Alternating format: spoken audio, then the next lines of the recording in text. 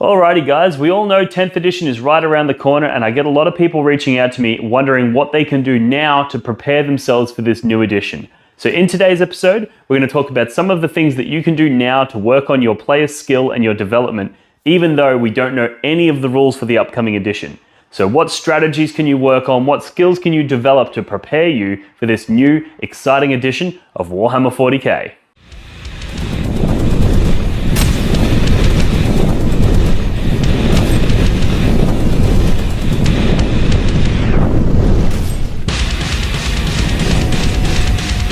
Welcome to the Black God!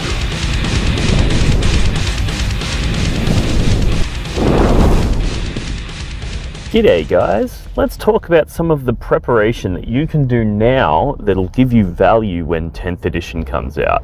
There's a lot of people out there that are like, okay cool, I want to get better at the game, I want to continue to practice and I want to continue to grow, but it's hard to do that when 10th edition is coming and you know that all of the rules are going to get flipped on their heads. So what can you do now that's going to help you when those rules come out?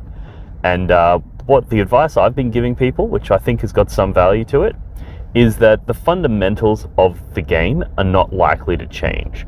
So there's a lot of things that you can do now to practice, and I might do a separate video on each of these, but I just want to do a sort of a brief sort of summary of some of the things that you can start thinking about now that will help you improve your game regardless of what edition we're playing.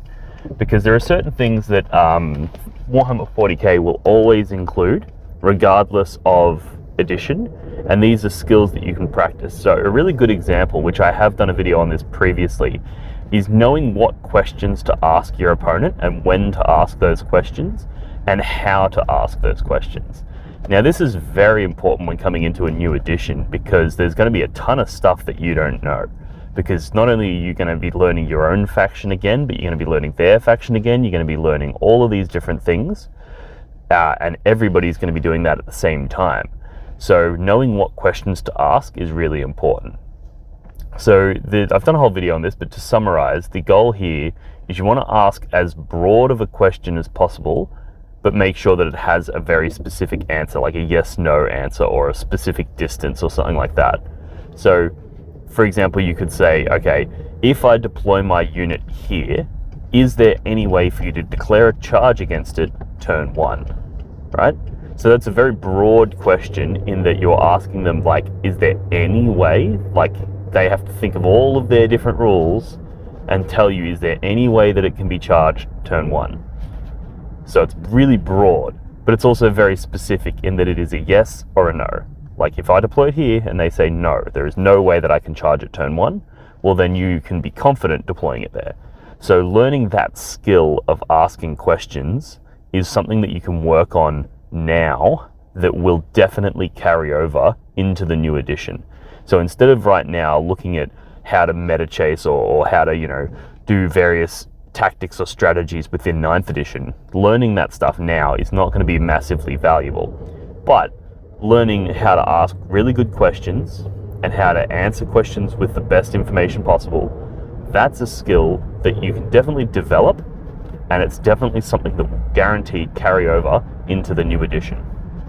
So I've already got a video out on this one. I'll chuck a link in the description for those who want to check that out, because I've given one example here, but there's dozens of examples and I go through them all in that video. Another example of something that you can work on now that will definitely carry over into the new edition is identifying win conditions. Now this is something that I haven't done a video on previously, so I'll go into a little bit more detail here, and I might even do a dedicated video to this because it's a very rich topic and there's a lot of ground to cover. But basically, one of the ways that you can make sure that you're going to win your games of 40k is by identifying a win condition. So this is when you look at the table, you look at the secondaries that you've picked, you look at the secondaries they've picked, you look at the way that the objectives are placed and the way that your armies are positioned, and you go, okay, cool. It's looking like realistically, based on all of that information, they're probably going to max out these 2 secondaries. They're probably not going to max out this 3rd one. They might get 10 out of that. They're probably going to get a decent amount of primary because I don't have the ability to push them off too consistently. And then you look at your scores and you identify where the game is likely to go if it continues at this pace. And then basically you can then go, okay, my win condition is just making sure that all of those things happen and I win.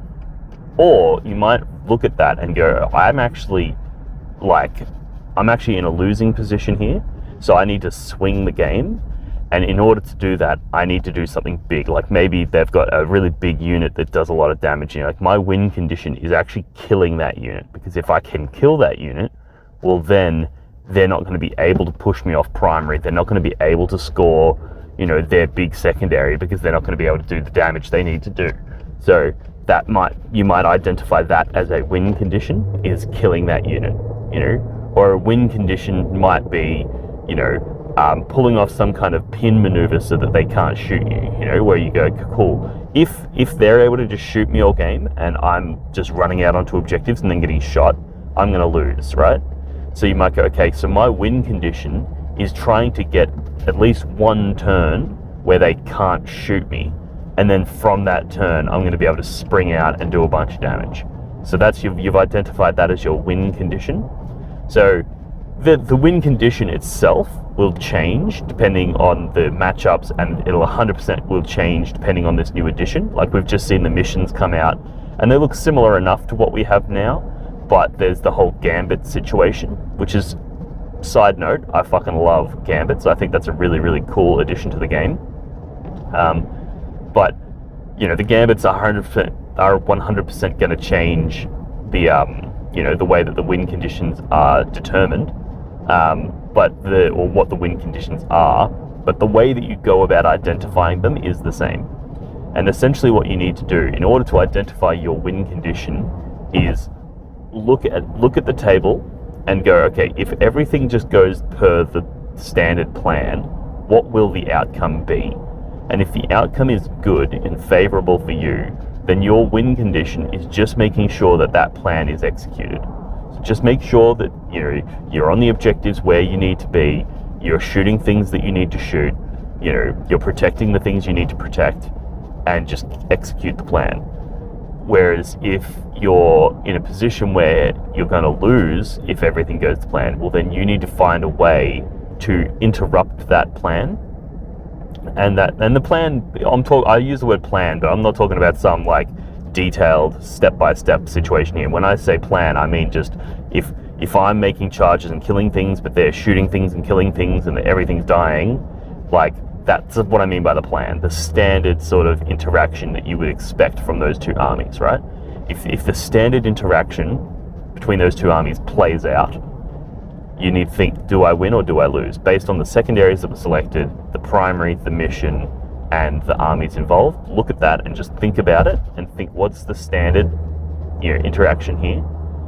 And then from there you can identify your win condition. So this could be something like, let's say you're a combat on combat army, right? And you go, cool. He charges me with a couple of things, kills them, I interrupt, kill a couple of things, and basically each turn we both take chunks out of each other until the game is over, right?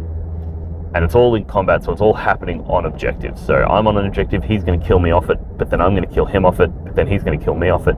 So we're probably going to get similar primary, right? Because neither of us has the ability to just blast the other one off the objective from range, and also both of us are going to be getting on the objectives often. So combat on combat, you think, okay, cool, we're probably going to tie roughly for primary.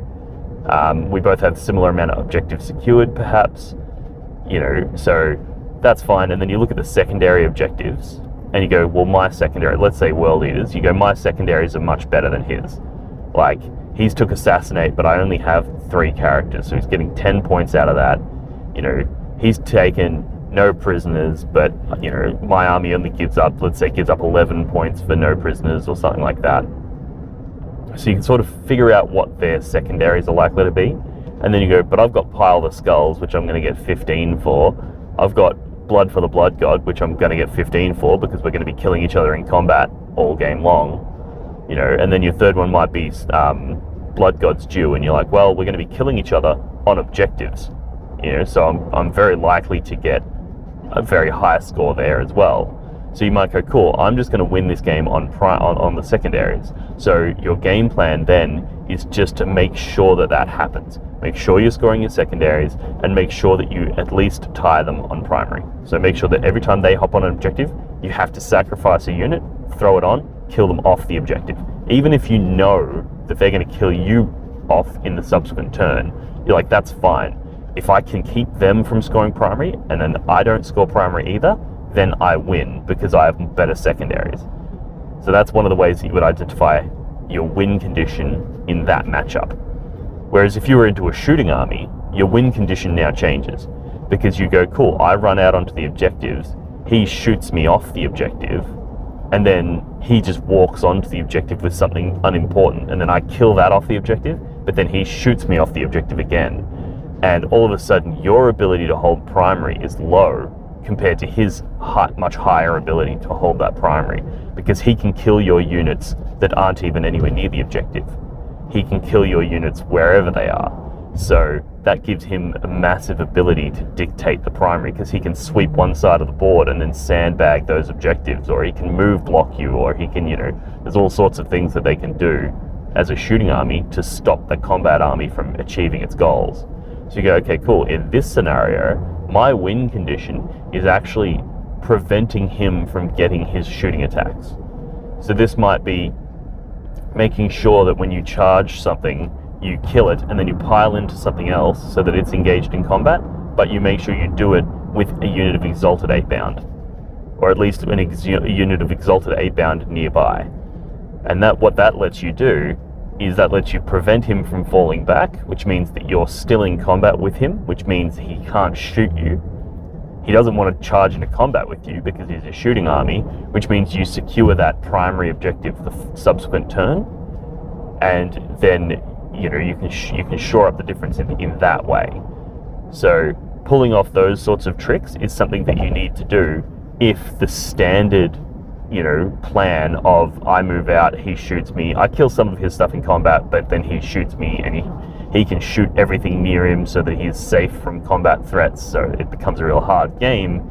When you identify that that's the situation, you then can come up with alternative win conditions and then focus on executing those win conditions.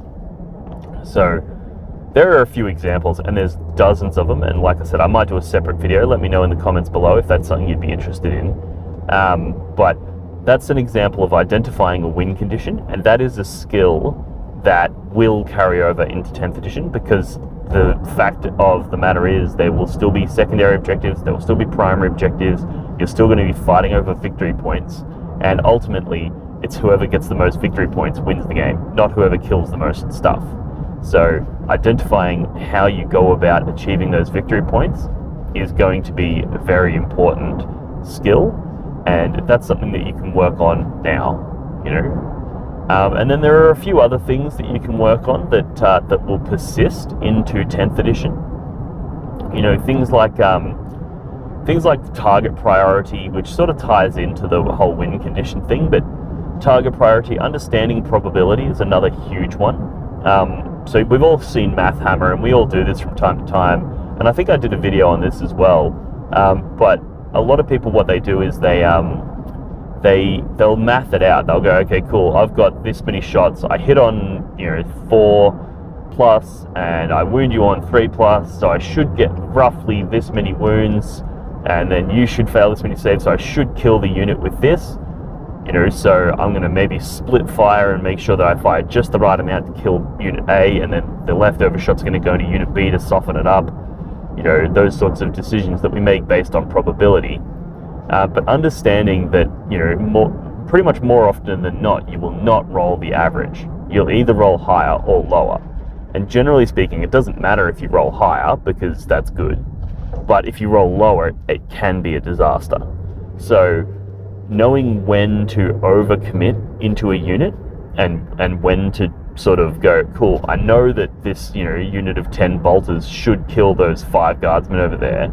I know I could probably get away with throwing 5 in, and kill it down to 1 guy left, and then that last guy dies to morale, so I could probably just put 5 in and then put this other 5 somewhere else.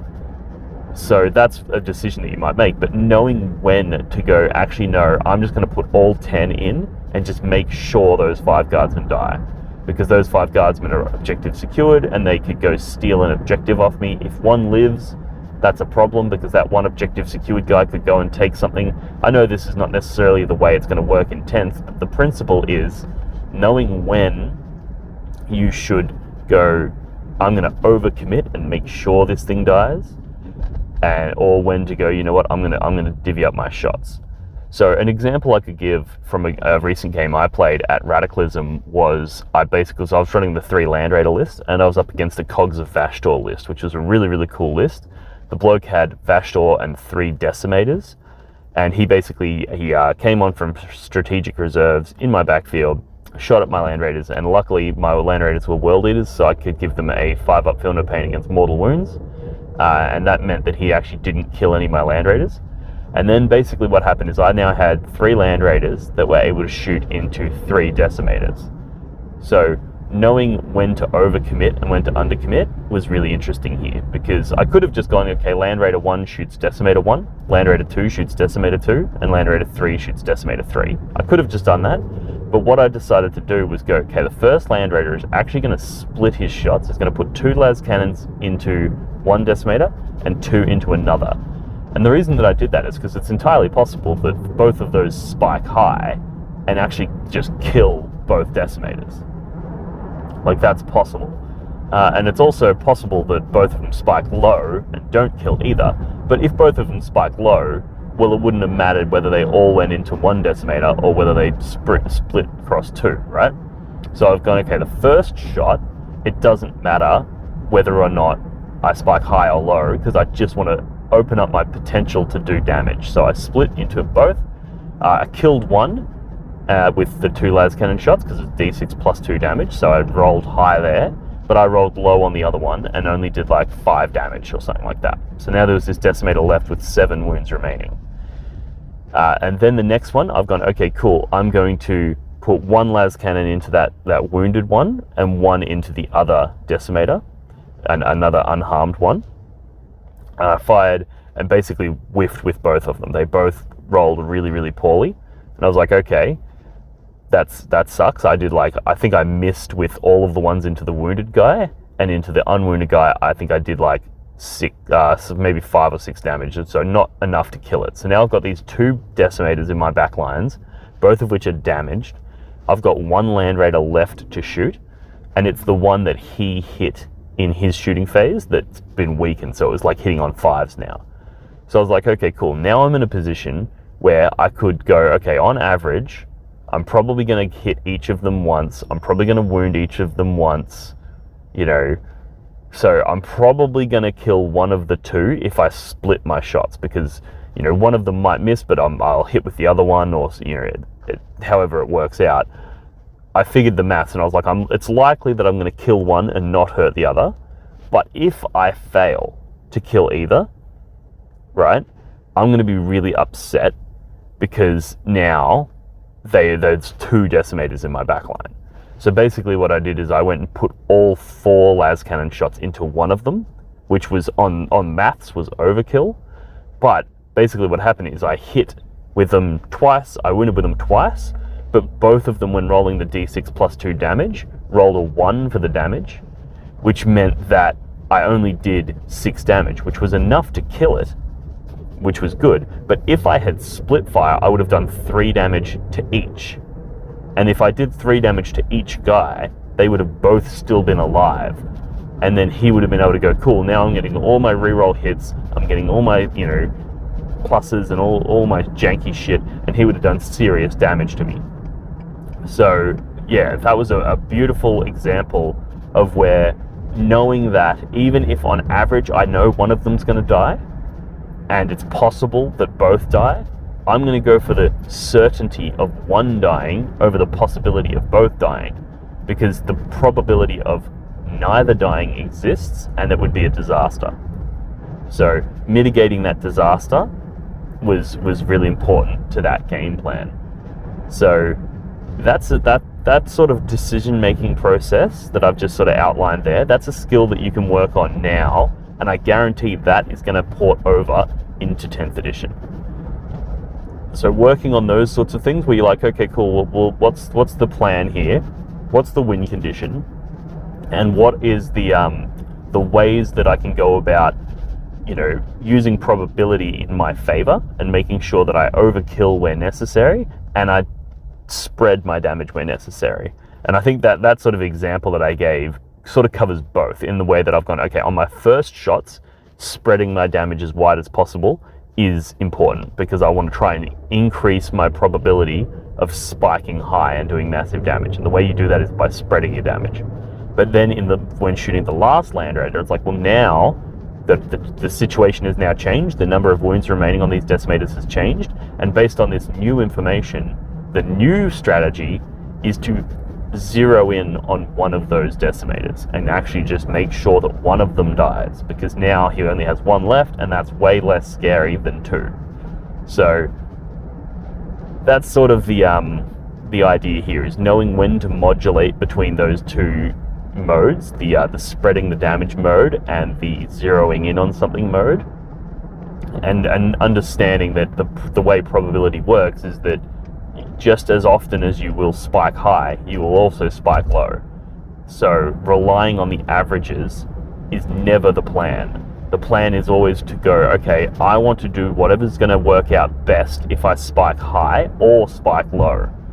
Expect to miss half your shots when you hit on 3+. Just be like, yep, that's this. I'm going to roll low. If I roll low, so I guess the crux of this is creating situations where it's okay to roll below average, right?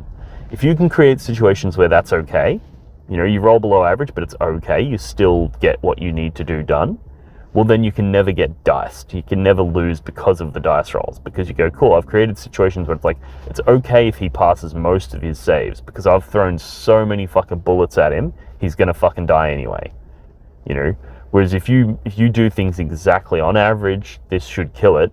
It's like, well, then it's not likely to kill it, because it's roughly, I'm not a statistician, but it's roughly a third of the time you'll roll below average, a third of the time you'll roll above average, and a third of the time you'll roll pretty much average, right? So if you're happy to say a third of the time you don't kill the thing, like that's the decision you've got to make. So knowing when to do that is another really important skill that you can work on now in preparation for 10th edition Warhammer 40k. But yeah, so I hope you enjoyed that. Let me know if you'd like me to do a deeper dive on any of these subjects with some more examples for you. And yeah, let me know what you thought of this episode, and let me know what you're thinking about 10th edition. Well, I might do a video coming up soon with my thoughts on 10th edition. I've been pretty quiet on that front simply because I don't want to jump the gun. I'd rather wait until we have all the rules. There's a lot of people talking about stuff like, wow, this is OP and this is busted and whatever, but it's like, until you have all the rules, I think it's hard to make those claims. But I can do a video talking about, the things that have been released so far and what my thoughts are, if that's something that you'd be interested in. And yeah, thanks for tuning in. I also just want to do a huge thank you to my supporters on Patreon. Yeah, you guys are absolute legends, and you've helped me get inspired to do more of this content, and also you've helped me, upgrade my equipment on a consistent basis, upgrade the quality of my content, which also then helps me get more motivated and more passionate to put out more content. So I really do appreciate every single one of you. And also the feedback that you guys put in the comments is also fantastic. It helps me stay engaged. I do make an effort to answer every comment, so if you want to chuck a comment below, I will do my best to get back to you. And yeah, thanks for tuning in. As always, I appreciate your support, and I will see you in the next one. Cheers. Alrighty guys, I hope you enjoyed that episode. If you did, make sure to like, subscribe, comment, all that good shit. Check out blogforthebloodgod.com if you want to show your support for this channel. We've got a Patreon over there. We've got a ripper of a Discord community. We've got all kinds of apparel like these shirts. We've got all kinds of merchandise, dice. We've got neoprene objective markers. We've got battle mats. We've got everything you need for gaming. Really, really cool little website we've put together. And I also just want to put an extra special shout out and a huge thank you to my supporters on Patreon. You guys have allowed me to continue developing and growing this brand, and I've built new equipment into the mix. I've got new lighting, and all of that stuff wouldn't be possible without your support on Patreon. So a huge, sincere thank you to those who show their support over on Patreon. I love you guys. Keep up the great work, and I will do the same. Thanks for tuning in, and I'll see you in the next one. Cheers. Look for the blood god.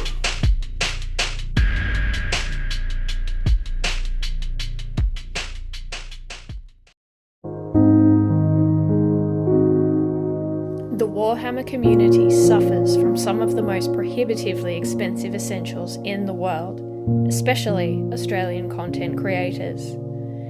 Every single day, Dean wants to create content, but he can't. Suffering from old, worn-out brushes, expensive model kits, and costly software and equipment he can't endure much longer. Just look at this dirty paint water. Would you drink this? Would you let your child? Even a small monthly donation can help provide Dean with clean paint water, basic tools for survival, and access to life-saving information and education. So please, follow the links in the description below and find out how you can sponsor a mad cunt like Dean today and end the suffering. Suffering that is cruel, unsustainable, and your fault.